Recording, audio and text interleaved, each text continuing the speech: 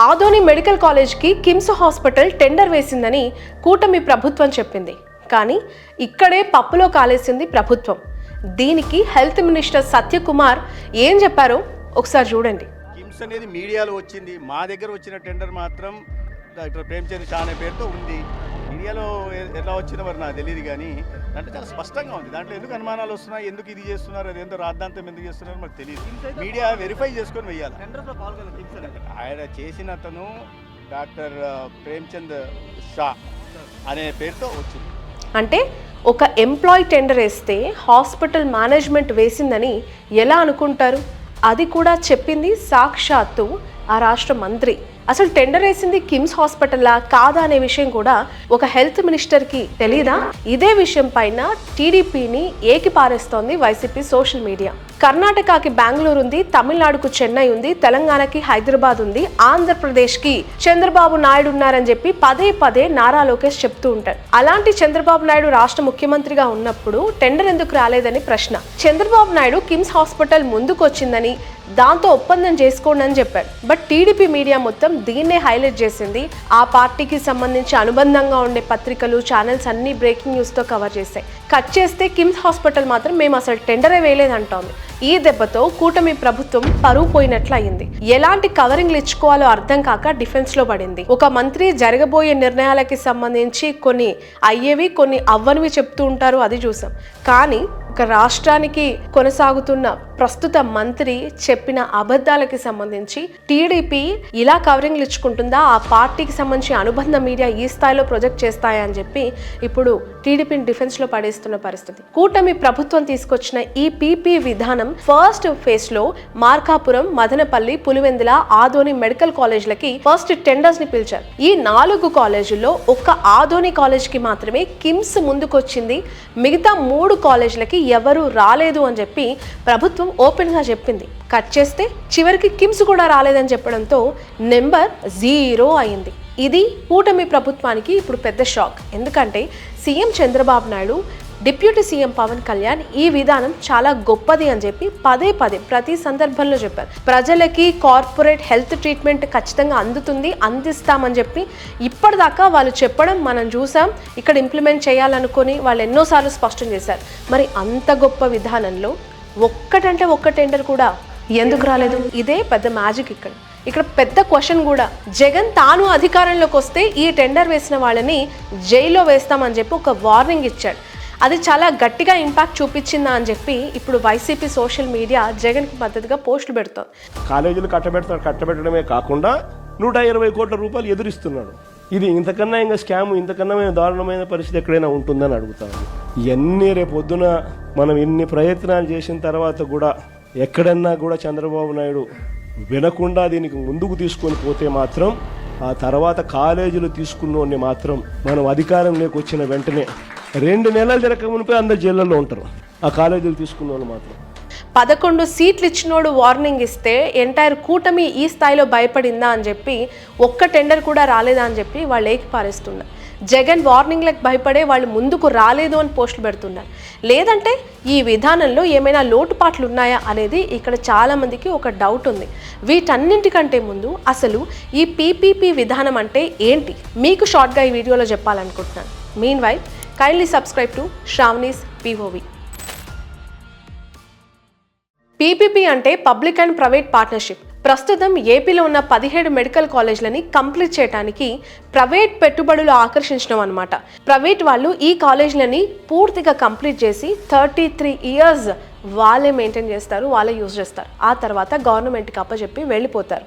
Hospital complete అయినప్పటి నుంచి 2 ఏళ్ల దాకా డాక్టర్స్, ఇతర స్టాఫ్ జీత భత్యాలు మొత్తం గవర్నమెంట్ పే చేస్తుంది. ప్రైవేట్ కాలేజీలు ఇది నడిపేటప్పుడు వాళ్ళ జీతాలు నువ్వు ఇస్తావంట. ఆ తర్వాత ప్రైవేట్ వాళ్ళే జీతాలు ఇచ్చుకోవాలి. కానీ ఫ్రీ ట్రీట్మెంట్ అనేది ఇక్కడ ఎక్కడ ఉండదు.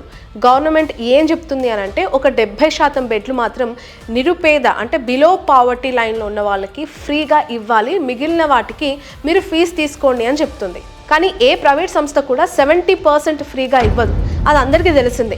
పైగా హాస్పిటల్లో అడ్మిట్ అవుతున్న వాళ్ళందరికీ ఒకే రకమైన ట్రీట్మెంట్ ఉండదు. ఒక్కొక్కరికి ఒక్కొక్క జబ్బు ఉంటుంది, ఒక్కొక్కరు ఒక్కొక్క రోగంతో వస్తూ ఉంటారు. సో ఒకరికి ఎక్కువ అవ్వచ్చు, ఒకరికి తక్కువ అవ్వచ్చు. డబ్బులు కట్టిన వారికి ఒక రకంగా, నిరుపేదలకు ఇచ్చే ట్రీట్మెంట్ ఇంకో రకంగా ఉంటుంది అంటే ఖచ్చితంగా అది ఏ లెవెల్లో ఉంటుందో మీకు కూడా ఈ పాటికి అర్థమై ఉంటుంది.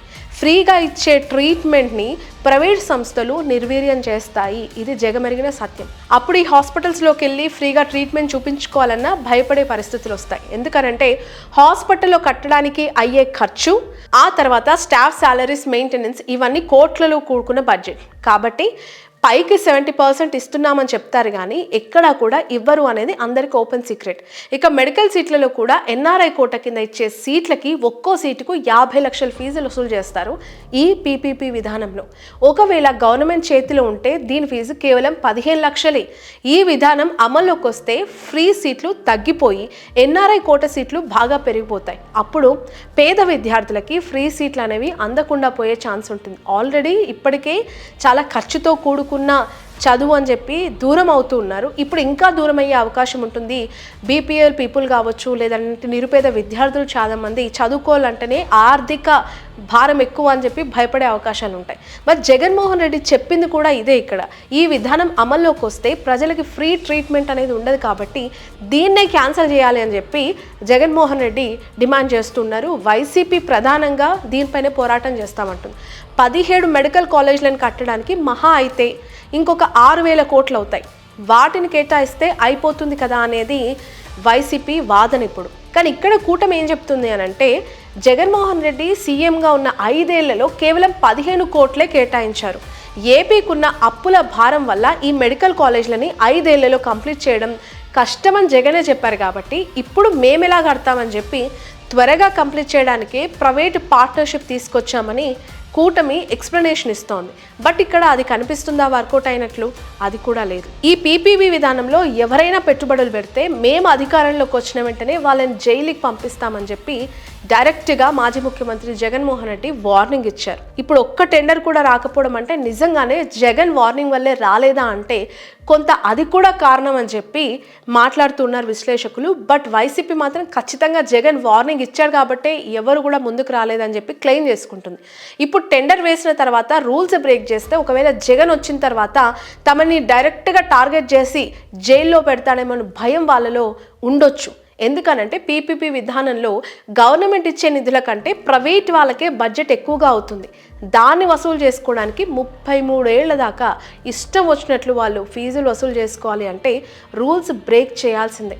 ఒకవేళ ఈలోపు జగన్మోహన్ రెడ్డి ప్రభుత్వం వస్తే ఎక్కడ తమ టెండర్లు క్యాన్సిల్ అవుతాయని చెప్పి, తమకు లీగల్గా ఎక్కడ ఫ్యూచర్లో ఇబ్బందులు వస్తాయో అని చెప్పి వాళ్ళు కొంచెం ఆలోచించి ఉండొచ్చేమో. ఎందుకనంటే ఎప్పుడూ కూటమి అధికారంలో శాశ్వతంగా ఉంటుందనే గ్యారంటీ లేదు. మేము ఎప్పుడు అధికారంలోకి వచ్చినా దీనిపైన చర్య ఉంటుందని జగన్మోహన్ రెడ్డి మాట్లాడారు. కాబట్టి వాస్తవానికి ఇప్పటివరకు దేశంలో ఏ పీపీపీ విధానం అమల్లో ఉన్నా ఏ రాష్ట్రంలో కూడా హెల్త్ సెక్టార్ సర్వీసెస్ కాలేదు. అది ఉత్తరప్రదేశ్లో, బీహార్లో, మధ్యప్రదేశ్లో, గుజరాత్ లాంటి రాష్ట్రాల్లో ఈ విధానం అమల్లో ఉంది. కానీ అక్కడ పబ్లిక్కి ఫ్రీ ట్రీట్మెంట్ అనేది కరువు అయిపోయింది కంప్లీట్గా. 33 ఏళ్ల దాకా అంటే ఆ కట్టిన హాస్పిటల్ కూడా శిథిలావస్థకు చేరిపోయాయి.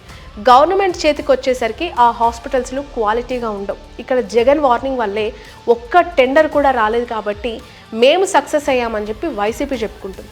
ఒక్క టెండర్ కూడా రాకపోవడంతో ఎంఓయూలో సవరణ చేయడానికి కూటమి రెడీ అయింది. ఈ విషయంలో మేము వెనక్కి రామని కూడా కూటమి చెప్తోంది. ఇక్కడ విషయం ఏంటంటే ఆల్రెడీ 6 మెడికల్ కాలేజీలు కంప్లీట్ అయిపోయాయి. ఇంకా 11 కాలేజీలు మాత్రమే కంప్లీట్ కావాల్సి ఉంది. దానికి మహా అయితే 6,000 కోట్ల దాకా అవుతాయి కావచ్చు. అది గవర్నమెంట్ ఇంకో 4 ఏళ్లలో కనీసం పెట్టుకోలేదా అంటే ఖచ్చితంగా పెట్టుకోవచ్చు. కానీ కూటమి మాత్రం దానికి రెడీగా లేదు.